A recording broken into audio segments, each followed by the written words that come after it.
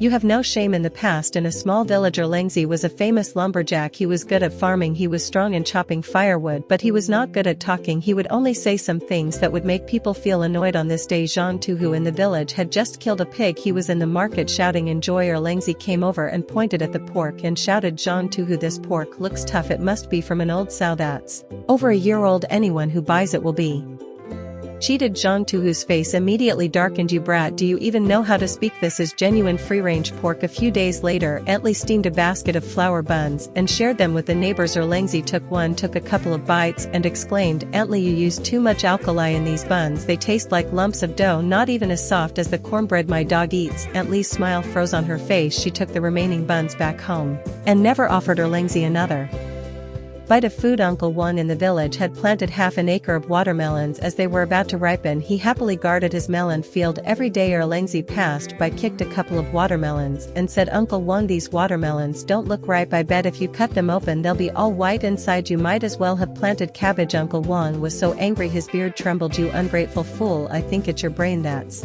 all white inside. Village Chief Laoli could no longer stand it. He called Erlangzi to the small river at the village entrance, scooped a ladle of water and poured it on the ground. Erlangzi tried to gather the spilled water and give it back to me. Erlangzi squatted and scrabbled on the ground for a long time, but the water had already seeped into the earth. Erlangzi, your harsh words are like this water. Once spoken, they can't be taken back, and they leave people's hearts cold. Erlangzi stared at the wet spot on the ground, remembering all the things he had said to everyone before, and felt a pang of panic from that day on. He always thought carefully before speaking. When he saw the new shoe soles Ently had stitched, he no longer said, the stitches are too tight, they'll hurt my feet. Instead he said, Ently, these soles are so sturdy, they'll last 3 years. When he heard the village children singing rhymes, he no longer mocked them for being off key. Instead he said, this child has such a bright voice, could grow up to be the lead performer in an opera troupe. Gradually the villagers noticed that Erlangzi had changed, and they became willing to engage with him again. Erlangzi himself was happier. He realized that speaking thoughtfully not only avoided offending people but also made life more pleasant. Speaking rudely means using arrogant, unreasonable and disrespectful words toward others. This story teaches us that harsh words like spilled water cannot be taken back. Think before you speak so you